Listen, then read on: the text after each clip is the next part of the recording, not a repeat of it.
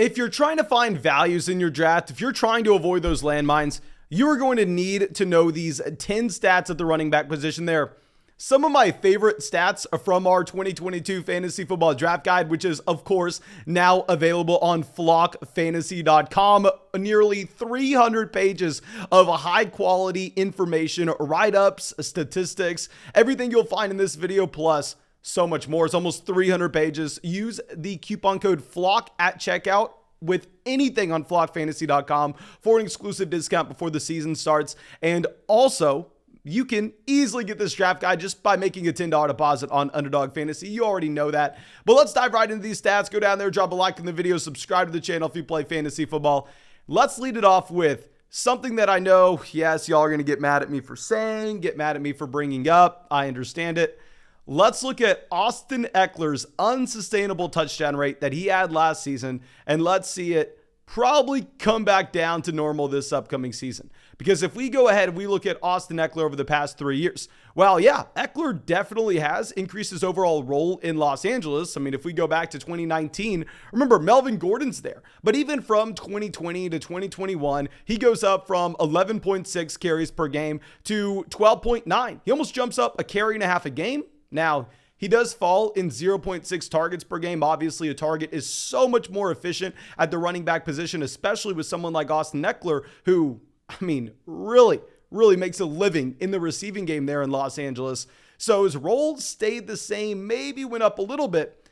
However, if you're looking at the touchdowns from 2020 to the touchdown total in 2021, they're both on the opposite end of the spectrums. I mean, you're having 3 total touchdowns in 2020. Let me repeat this.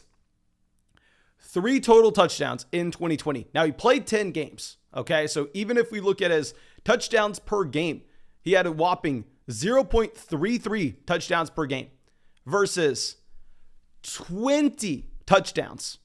20 touchdowns this past season. Now, yes, there were a couple things that changed. You had a coaching staff change here in Los Angeles, which of course, that is definitely something that we need to be looking at. We definitely need to be considering it with the red zone usage for Austin Ekeler and the overall environment that you should expect this offense to be in.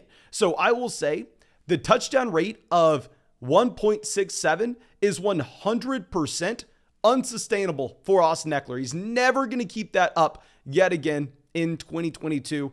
But it should be more predictive than what we had in 2020. Like this season, I'm not expecting Ekeler to score 3 touchdowns. I'm not expecting him to score 20. I'm expecting something in the middle, probably around 12, but you just have to be ready for some serious regression with Austin Ekeler, which is why I'm going to be willing to go out of our way and to draft some of those elite level wide receivers over him. Now, Austin Ekeler is my running back 3 in a full PPR format, but in that format, I prefer Cooper Kupp. I prefer Justin Jefferson. I prefer Jamar Chase. That's why also on Underdog Fantasy, you're seeing Austin Ekeler slide to the end of the first. Now, let's go with our next statistic. Let's go over to Mr. Joe Mixon. Y'all know one of my favorite draft targets last year was Joe Mixon. When people were letting him slide to us at the end of the second round, you were getting Joe Mixon in some drafts at the 2-3 turn. Oh, dear God, that was beautiful. Now you're going to have to pay up. You're going to have to take Joe Mixon at the beginning of the second round. But what is the narrative that's against Joe Mixon this season? Because we know the narrative last year is you had people trying to tell you that Joe Mixon was injury prone, a running back that, well, yeah, missed some time in a lost season over the past 2 years where the Cincinnati Bengals were bad enough to get the first overall selection in Joe Burrow, and then that selection goes down his rookie season. Why is Joe Mixon going to go out there and play through an injury? Of course, you shut him down for a year. So last year, the narrative was, hell, Joe Mixon's injury prone. You can't draft him. This year, the narrative is, hell, Joe Mixon's not going to get used as a passing down running back. You can't draft him. Now, what I want to do is I want to go through, look at the past 3 years for every running back. And let's look at guys that have been able to command 73% of their team's carries on a per game basis. So this is going to account for the fact that Mixon has missed time. Of course, we adjust everything to a per game basis. And also 9% of their team's target share. Because you're able to get a Derrick Henry getting 73% of his team's carries. Of course, Derrick Henry can get there. Of course, Jonathan Taylor can get there. But are those running backs getting to 9% team target share in their respective offenses? The answer to that question is no. Joe Mixon is the only running back in the NFL to, over the past 3 years, average 73% of his team's carries, 9% of his team's target share as well in games where he played. Now, I will say, if Christian McCaffrey is fully healthy, of course, Christian McCaffrey's blowing this out of the water. Saquon Barkley could possibly get here as well. But just to illustrate the workload that Mixon has, to let you know he is a true bell cow running back, we have him ranked as a top 5 guy this upcoming season. I've ranked as a top 5 RB in fantasy. Now, our next stat we're going to get to is a little bit further down draft boards. You have Javonte Williams going at the 2-3 turn. If you get Javonte in the middle of the 3rd round, hell, I'm all in on it. Y'all know I love drafting Javonte Williams in the 7th, 8th round last year. I thought he was an elite level talent. I thought you were getting him at a discount. But if you have to take Javonte Williams in the 2nd round of your draft, I'm going to go ahead and I'm going to pass. And the reason for this is the splits that we had with Javonte Williams and Melvin Gordon in games that they played together. Now, I understand if you just look at some raw totals at the end of the year, you're going to get 203 carries for Javonte Williams. You're going to get 203 carries for Melvin Gordon. You're like, okay, I guess this was a pure 50-50 running back split. I guess you only had, say, Melvin Gordon with that 50% workload in this upcoming season. Melvin Gordon should probably drop down to about 30%. Obviously, Javonte Williams going into year 2. I believe Javonte Williams was the youngest running back in the NFL draft last year. But this is heavily skewed. And the reason for this is Melvin Gordon missed one game. And in that one game that Melvin Gordon missed, Javonte Williams freaking exploded. Like, this is the upside Javonte Williams has. In that one game, 9 targets, 23 carries, almost 200 total yards, and almost 30 fantasy points. So that one game that Melvin Gordon missed, where Javonte Williams was able to be fully unleashed, yeah, you had that one game skewing the statistics. Whereas if we're looking at the 16 games that these two running backs played together, in those 16 games, you had Melvin Gordon averaging 13.3 fantasy points per game compared to Javonte Williams at 11. You had Melvin Gordon averaging 57 rushing yards a game compared to Javonte Williams at 50. You had Melvin Gordon averaging 13 carries per game compared to Melvin Gordon at 11.5. So, no, last year it wasn't a pure 50-50 split. In Denver, it was pretty damn close to it, but Melvin Gordon was the running back 1. Now, this is not to say that's going to be the case this year. Of course, Javonte Williams will be the running back 1 this year. I'm fine if you draft him in the middle of the 3rd. Can't take him at the end of the 2nd, though. I'm actually probably going to prefer Melvin Gordon in the double-digit rounds where we can get him. But now, speaking of running back splits, let's go over to Arizona. And right now, I've actually been drafting a decent amount of James Conner at the very end of the 3rd. Recently, I had James Conner fall to us in the 4th round on Underdog Fantasy. Absolutely crazy. Of course, you can find so many running back values on Underdog Fantasy. If you're not drafting on Underdog Fantasy yet, fix your life. Go sign up for Underdog Fantasy. Use promo code FLOCK when you sign up so they'll match your first deposit dollar for dollar up to 100. So it's free for you to check out Underdog Fantasy. And on top of that, legitimately just with a $10 deposit, you are getting our 2022 Fantasy Football Draft Guide, nearly 300 pages of that quality information. You can find the link in the description. Go join Underdog Fantasy so you can have some fun in drafts like we are all offseason.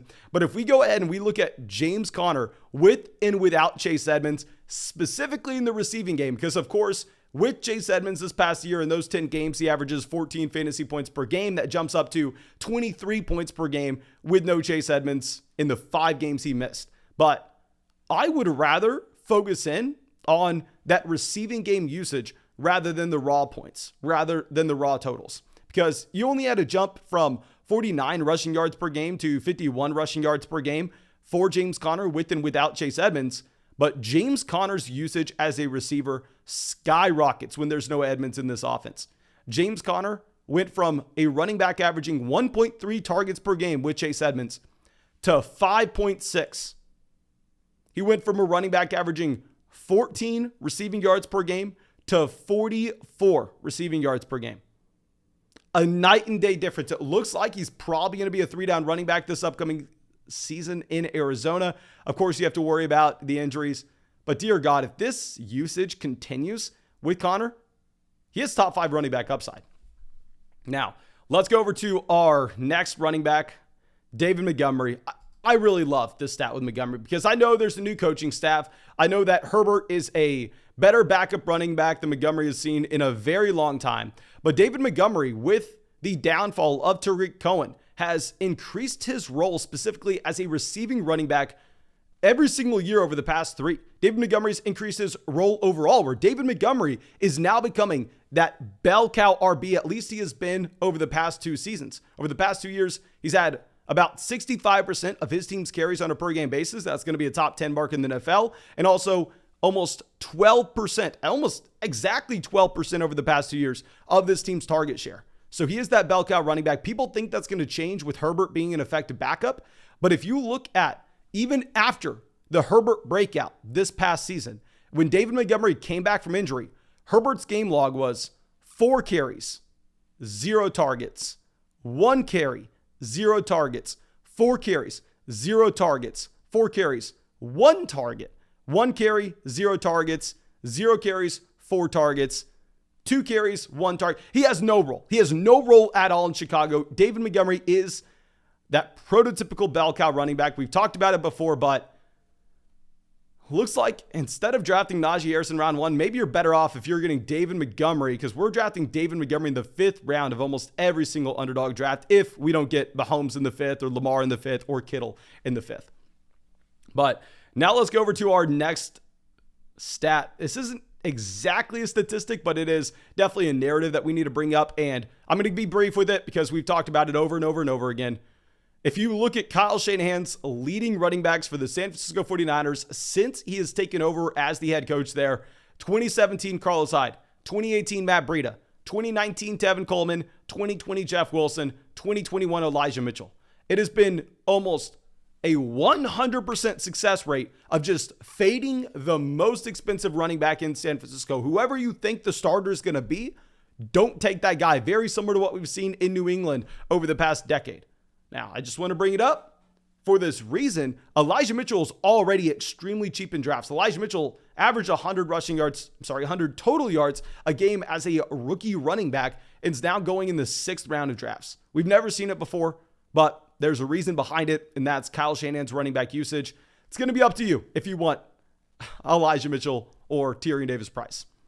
Now, speaking of teams going out and drafting a 3rd round running back in this year's class, let's go over to Washington and let's look at Antonio Gibson. Antonio Gibson is now seeing added running back competition with Brian Robinson. And the reason for this, at least I want to believe the reason for this, is because Antonio Gibson led the NFL in fumbles last year.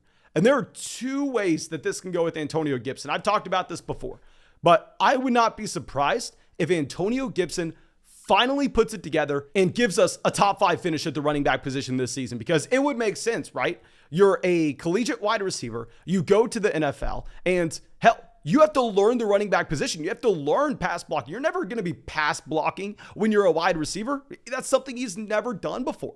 It makes sense that he has to learn how to hold on to the ball. It makes sense that he's not used to just going up the middle 200 times a season and facing those linebackers who every single time they tackle him are trying to punch the ball out and get a fumble, because obviously that's what the defense's objective is, to create those turnovers. So it would make sense that Antonio Gibson, an elite level athlete, would not be like a regular rookie running back where he comes in, he puts it together year 1, flashes, and then year 2 has that elite level breakout, like a DeAndre Swift, like a Jonathan Taylor. Maybe it would make sense that because he's still learning the running back position, he didn't have that development in college, it takes him until his 3rd year to put it all together. However, at the same time, we saw this team re-sign J.D. McKissick. We saw them draft Ryan Robinson Jr. And the reason for this, I think, is the fact that Antonio Gibson led the NFL in fumbles last year. So if you're looking at one of those collegiate receivers transitioning over to the running back position, like I said, usually fumbles are very random. They are a small sample occurrence, and I never even talk about them because I think it's so damn hard to project. If there was ever going to be a player that had a prolonged fumbling issue and lost his job because of it, it would be a player that was a former collegiate wide receiver and wasn't used to having to protect the ball. And if Antonio Gibson were to come out and say through the first 3 weeks, he has 2 lost fumbles, it may be curtains for Antonio Gibson, the starting running back in Washington. So it's, of course, up to you if you want to take that risk, what narrative you think is more likely to happen. But this is one of the first times since we've been big on YouTube that I've actually come out and said that I guess a fumbling concern is a real concern and not just overblown, because it would make sense for it to be a real concern. Now, our next statistic is going to be going over to Buffalo, looking at Devin Singletary, where Devin Singletary last season ran the third most routes at the running back position in the NFL. That is how prevalent this Josh Allen passing offense is, where you don't necessarily need the running back staying in the backfield, making sure they're doing everything they can with pass protection, because Allen's a big guy. Allen's mobile as well. I mean, if the pocket collapses, you don't necessarily need that running back to step up and protect him like maybe you would, say, with a Carson Wentz, someone that at this point of his career isn't going to be hypermobile. Or the best example, Tom Brady. Tom Brady, all we hear about is pass protection for your running backs, yada, yada, yada.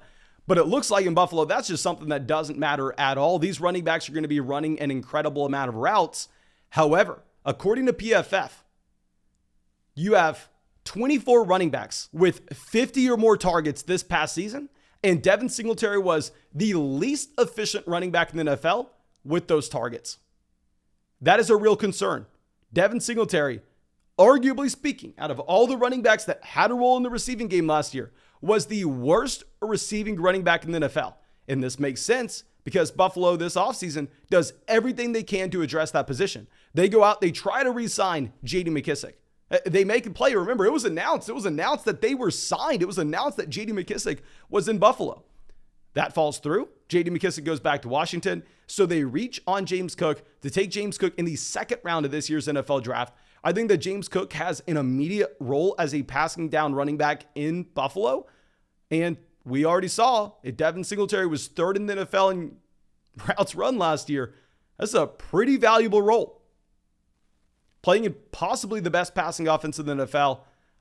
James Cook's one of my most drafted players. I love taking James Cook. I think you have a passing down running back like a J.D. McKissic, but someone that actually has upside for more, especially with the offense that he's playing in. Now, let's look at a running back that simply has no access to any type of receiving upside at all. Let's go over to New England and let's look at Damien Harris. So, of course, I don't need to tell you that Damien Harris is a bad passing down running back. You should already know that, but I want to let you know why I am so low with our Damien Harris ranking compared to where you're going to see. Now, of course, in a non-PPR format, there you're really just going to be prioritizing having some running backs that have access to touchdown upside, and in a non-PPR format, you'll be 100% fine going out of your way and drafting Damien Harris. But in a half PPR league, in a full PPR league, he simply has no upside compared to the other players that he's going to be going around. This is why last year is the running back 20 on a points per game basis, and we have him ranked as the running back 32 this season. Because if we look at Damien Harris, dear God, he has had 10 games in the NFL with a total of 0 receptions. He has had 12 games in the NFL with a total of 1 reception. So 22 games in his NFL career with 0 or 1 receptions. That's laughably bad. Laughably bad. 5 games with 2 or more. 5 games with 2 or more receptions for Damien Harris. Compared to 22 with 0 to 1. In a PPR format, he is simply a running back that you cannot take, because a good stat line for Damien Harris this upcoming season is 20 carries, 100 rushing yards, and a rushing touchdown. You're jumping up and down if you get that, right? You get 20 carries, 100 rushing yards, and a rushing touchdown. You are jumping up and down, partying at 16 fantasy points. Now, if we look at a comparable running back, if we say, go look at someone like Chase Edmonds has 10 carries, 50 rushing yards. Say he has 5 receptions for 30 receiving yards, and he gets a rushing touchdown as well. It's a night and day difference. Night and day difference there. Chase Edmonds is lapping Damien Harris in production with a similar stat line just because those receptions matter so damn much. Now, let's go over to a running back that in my opinion, is due for some positive touchdown regression. Let's go over and look in Philadelphia at Miles Sanders. Miles Sanders this upcoming season, according to PFF, is going to be running behind the best offensive line in football. However, Miles Sanders is currently being devalued in drafts for a couple reasons, but one of those reasons being he was the running back 41 on a points per game basis last year. That's horrendous. That's laughable. However, we have Miles Sanders ranked as our running back 27. We have him ahead of someone like Damien Harris. And the reason for this is Miles Sanders got unlucky last season. If we go through and look at the touchdowns Boston Scott scored, the touchdowns Kenneth Gainwell scored, the touchdowns, there were so many touchdowns going to running backs in this backfield not named Miles Sanders. And a lot of that's just noise. A lot of that is randomness from a year-to-year perspective. Going back to 2020, Miles Sanders averages half a touchdown per game. If he just had that same mark this past season, you'd be looking at Miles Sanders in a completely different light. You'd be looking at his fantasy football performance at the end of the year completely differently. And I think that it's honestly probably a good bet that the touchdowns come back to him. Whenever you have Boston Scott now 27 years old, Jordan Howard out of this offense, and he did have more touches inside the 10-yard line last year than Kenneth Gainwell. But thank you so much for being a part of the flock. I really hope that you enjoyed this video. I really hope you got something from it. Like I said, you can find way more valuable statistics in that 2022 fantasy football draft guide that we have on flockfantasy.com, or simply with a $10 deposit on Underdog Fantasy. With the link in the description, you are going to get that 2022 fantasy football draft guide, nearly 300 pages, and they'll match your deposit. So it's essentially free for you. But thank you again. I appreciate you, and I hope you have a great day.